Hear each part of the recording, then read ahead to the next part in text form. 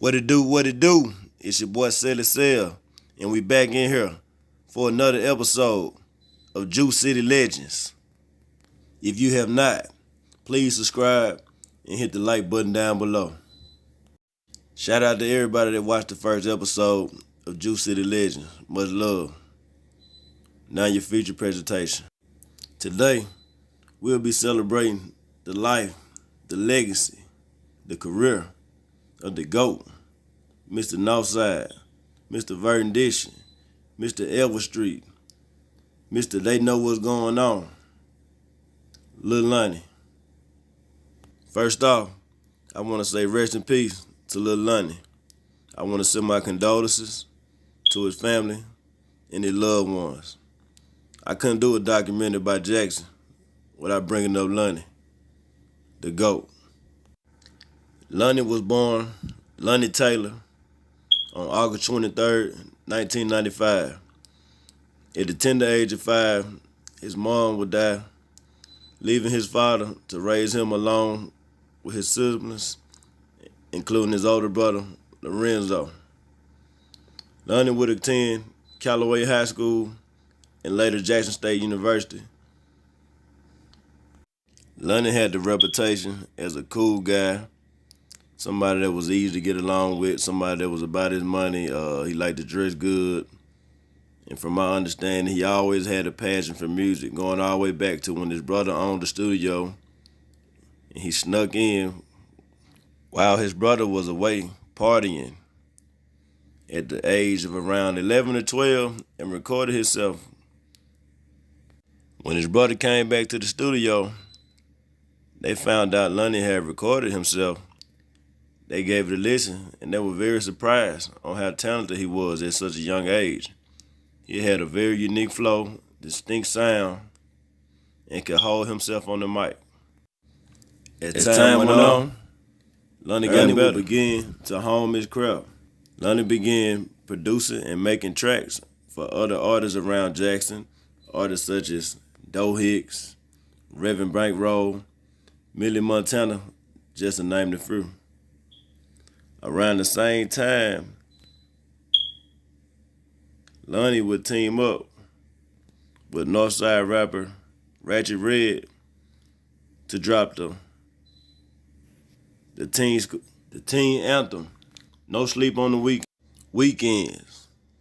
Around that time, on the north side of Jackson, they were popping they pop, man. I mean, they were doing their thing, bro. You know what I mean? You had Lil Lonnie, you had Ratchet Red, you had Casting Boy Dre, King Heen, Young Me, Millie Montana, just to name a few. It was a lot more too. A lot of producers, boys shooting videos, promoters. They were doing their thing on the north side. The north side had the wave at that time. It was around like the early 2010s and things of that nature. Around 2015, Lonnie would make himself stand out from the pack, dropping I'm the Type, featuring Ratchet Red. When that song dropped, it was over. I'm talking about the radio, the clubs, the cars, the pep rallies, everywhere you went. I'm the type, I'm the type, I'm the type, I'm the type, I'm the type. Everybody. I mean, I think it did like 100,000 streams on Spotify the first month. He put it on YouTube. It ended up doing 1 million views and counting to this day. It was a banger, man. When he did that, he set himself outside of just Jackson. He went to spreading out against Mississippi. They started booking it for shows. People in Memphis started knowing about him. People in Louisiana started knowing about him. People in Texas started knowing about him. Before you know it, he was out of there.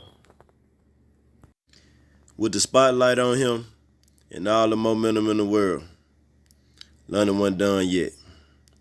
Around that same time, London would drop maybe his biggest song to date, his signature song, the song that everybody know him from, the song that got him known nationwide, Colors. When Lil Lonnie dropped Colors, it was over with. The song at the time did around 4 million views. To this day, it has around 15 million views, easily being Lonnie's biggest song. Uh, this one you start seeing Lil Lonnie on Say Cheese TV, DJ Smalls. Uh, he was getting out there, man. This is 50.com. Everybody was hollering at Lonnie. After the success of Colors, Lonnie would begin to get features from major artists such as K Camp. They did the single special. They did millions of views. He teamed up with Moneybagg Yo on the song Paper. They did a few billion. He had features from Bryson Tiller, Money Man, DeMar Jackson, Black Youngster, Snap Dogg. Lonnie had did the impossible. Nobody thought nobody would make it out of Jackson. Nobody had made it since the days of David Banner. And we already know how they went. You know, Lonnie had did his thing, man. I mean, the city was proud of him. He was putting on. We finally had some representation of Jackson, somebody that did it in the right way, somebody that made good music, somebody that you can believe in, somebody that the kids can believe in. You know, he was doing his thing, man. Lonnie, he was that boy, man. Lonnie would go on to drop his debut album, They Know What's Going On. After that, he had They Know What's Going On too. He had my favorite album, Vision. That was a cold one right there. If y'all got time, y'all need to check that Vision out. It's probably his best work to me. Around 2017, Lonnie would drop his third installment of his They Know What's Going On series, They Know What's Going On 3. He was doing this thing around that time, like I said, he was moving around, he was doing shows, major features, you know. He was eating up all the street cats with the money. All the street cats, all the dudes who got one foot in, all them type of guys, they got it for all them guys right there was spending money on features, trying to get in, cause you did a song with Lonnie around that time, you was at least gonna get 30,000-40,000 views just off his name alone. So you know, Lonnie was he was glowing around that time, man. Now I don't know if Lonnie ever signed a record deal. I'm not trying to act like I know all the man business. I'm just a fan of the music, and all my information I get from interviews and YouTube, you know. But I want to say he might have had some kind of situation with Empire, but don't quote me on that. I know he was rumored to turn down a few deals from certain rappers. You know, if you know, you know. But he definitely could have signed a deal. He had that type of talent, man. In my opinion, if you think about everybody that came out around that time, you had YoungBoy, you had Kodak Black, you had Moneybagg Yo, you had Lil Lonnie. You can't tell me that he didn't have equal talent with them guys. And y'all know how big them boys is right now. If you go back and just listen to it and look at the trajectory of Lil Lonnie's career and the potential he had before the untimely happened, you can't tell me he wouldn't be one of the top ones in the game right now. He had that type of talent, man. And then, like I said, he didn't do all the Fluke Gage and stuff. All Lonnie did was drop music, stay fly, do his thing. He stayed out the way, you know. He definitely had the potential to be the one. In April of 2018, Lonnie would prepare for, at the time, him not knowing his last few shows. I want to say he did a show in Milwaukee. He did a show on the coast. And you can go find this video on YouTube, Lil Lonnie at the Sugar Shack. His last live performance. If you look in the video, he rocked it. I mean, the crowd was singing song for song. from what I understand, people that I know from out there in Scott County, they told me he shook everybody's hand. He took a picture with everybody. He had happiness on his face. He wasn't ready to go. He had so much going on, so much potential, such a bright future.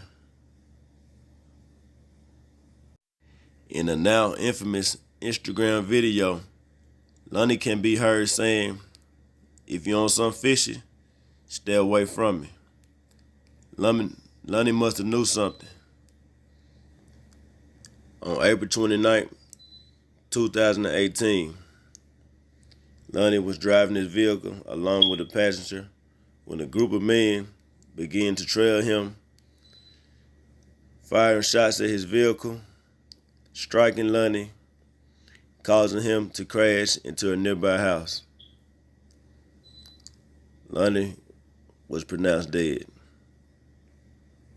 The news of Lonnie's untimely death quickly spread around social media, causing broken hearts, cries, just a sad day. It was just senseless for them clowns to do that to him. It didn't make no sense to bother that man. Somebody who stayed to himself, somebody who won all the rah-rah. You know how Jackson is. Everybody in Jackson with the rah-rah. Everybody in Jackson stepping. That man wasn't on none of that. That guy was doing his music. He was doing it the right way. He was earning his money the right way. He was shining. He was putting it in boy's face, but he wasn't stunning with it. He was humble with it. But you can't help but to see what shine, you know. And for them to do that to him, man, they got exactly what they deserve, you know. And that really hurt the scene in Jackson. After Lonnie passed, man, everything kind of went down, man. Sad. Once again, I want to say rest in peace to Lil Lonnie, man. You the GOAT. Ain't nobody in Jackson topped him yet. Ain't nobody in the rap game captured your sound.